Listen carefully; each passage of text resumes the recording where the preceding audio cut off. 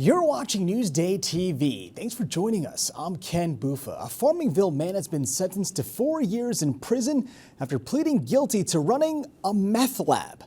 Police discovered the Ronkonkoma operation after Matthew Lashinsky called to report a burglary at his cannabis business. Well, police seized more than 40,000 bucks, Molly, meth, and other drugs.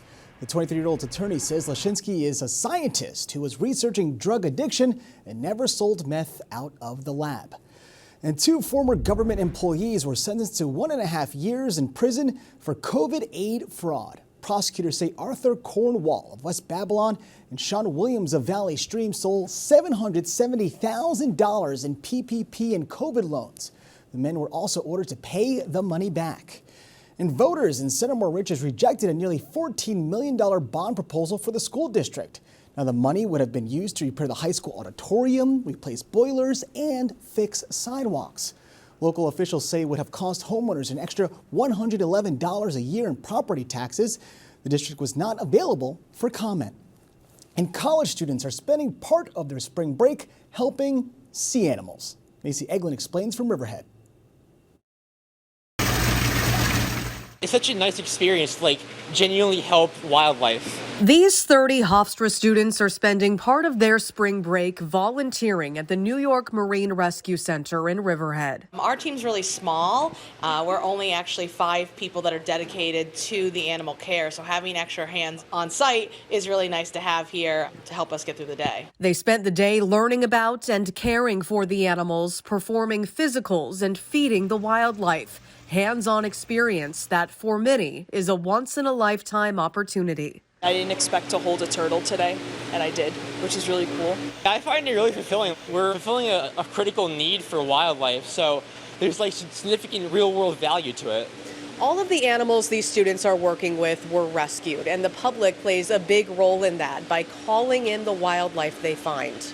We go from Montauk to Staten Island. Yesterday we were at JFK picking a seal up the tarmac. Our responses can be 20 minutes or they could be 4 hours. And so we have to be ready at the go all the time. Caring for the animals while responding to those hotline calls is a lot of work for such a small team. They take in seals, turtles, whales, and dolphins, and many of the animals are here for months. So while it's a learning experience for the students, it's a big help to the rescue center and Long Island's marine life. It's all to get them that second chance back into the wild. Reporting for Newsday TV in Riverhead, I'm Macy Eglin. All right, listen up. Starting today, home sellers have to tell home buyers about a house's history, especially when it comes to flooding. The story you'll see only on Newsday. Holy my whole house, the whole block is flooded. Ryan Schneider learned the hard way. His Farmingdale house is prone to flooding. It's a swimming pool on my street. My truck's about to float away. To prevent bitter buyers, a more than 20-year-old law is getting a refresh. It's called the Property Condition Disclosure Act, which makes home sellers fill out an official form detailing any issues with the property.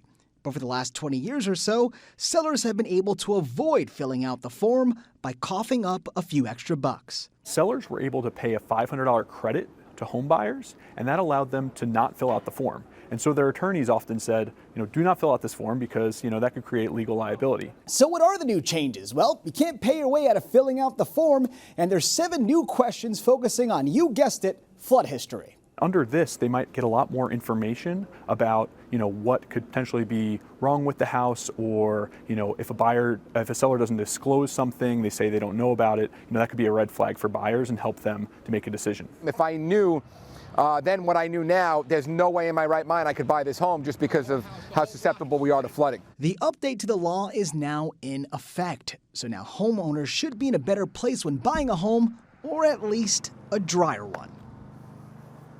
Now, to read more about the updated law, go to Newsday.com, click Get More, below the Newsday TV video box. All right, have you ever wanted to travel back in time? The answer is yes, but you may want to also head to JFK Airport. Scott Vogel has a story you'll see only in Newsday. This is not how this day was supposed to go. Not at all.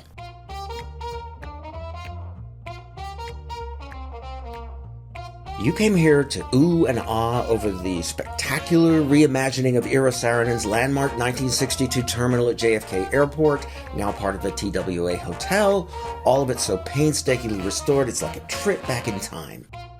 You came here to be reminded of the golden age of air travel, why they even turned a Lockheed Constellation on the tarmac into a swanky cocktail lounge. To gawk at old flight attendant uniforms and museum-quality exhibits from days gone by. It'll all make sense in a minute. But then they take you up to the roof and show you the infinity pool, which you don't even need to be a hotel guest to enjoy because they have day passes that go for just $25. So even though it's March and the wind is howling because you're literally spitting distance from planes taking off, all anybody can talk about is you getting in the pool. I'm walking through the lobby in my bathrobe because I'm that guy now. So you stall. Hey, is that a whimsical take on a 60s hair salon? Awesome! There are no pages. There's a photo booth. And Twister, you love Twister. Left, green. You stall and stall because you think that when the sun goes down, the pool will be closed. Nope. It's open till 11. I'm doing this once and once only, okay? Right?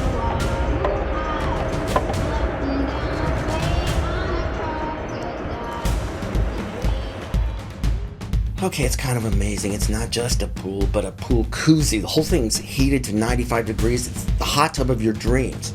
And with that incredible view of the runways from a runway-shaped pool, you don't ever want to get out. Okay, are we done? Yep. And not just because you know you're about to be freezing.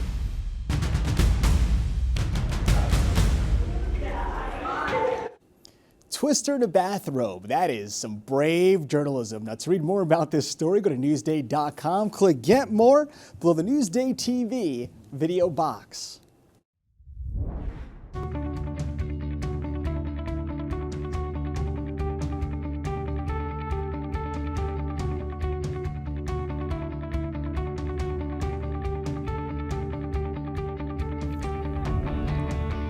Now let's take a look at your wet and windy Long Island weather. I'm not kidding. If you've been outside, yes, the rain is likely here and it'll stay here pretty much all night. And tomorrow, get your wind jacket ready because it's going to be a windy one. Taking a look at tomorrow, you can see the sun is up in the morning, but the wind is in the afternoon and evening. Here's your 7-day forecast, and please don't get upset at me about how the weekend looks.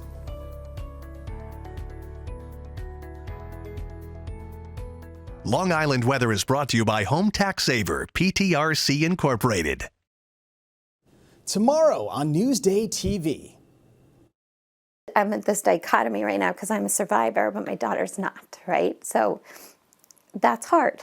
That's devastating.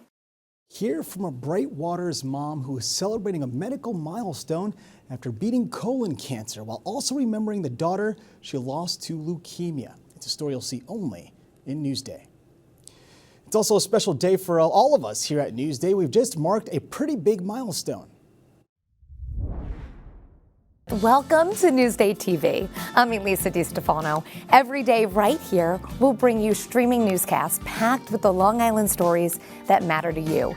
From breaking news to restaurants, schools, things to do, and exclusive Newsday investigative reports. That's Elisa DiStefano behind the desk of our very first newscast exactly 1 year ago. Since then, Newsday TV has been bringing you the in-depth reporting on the stories that impact your life. From blockbuster breaking news like the Gilgo killings arrest. The indictment of defendant Rex Andrew Heerman. The investigations into public officials, police, and the issues that affect the health of Long Islanders, including the potential impact of ash being dumped at the Brookhaven landfill. Enough is enough! And then there are lifestyle stories and food reviews that help you enjoy the best things Long Island has to offer. And I'm about to eat this monstrous rice patty burger. And here's to many more years, burgers, and maybe bathrobes. Thanks for joining us. I'm Ken Buffa. You're watching Newsday TV.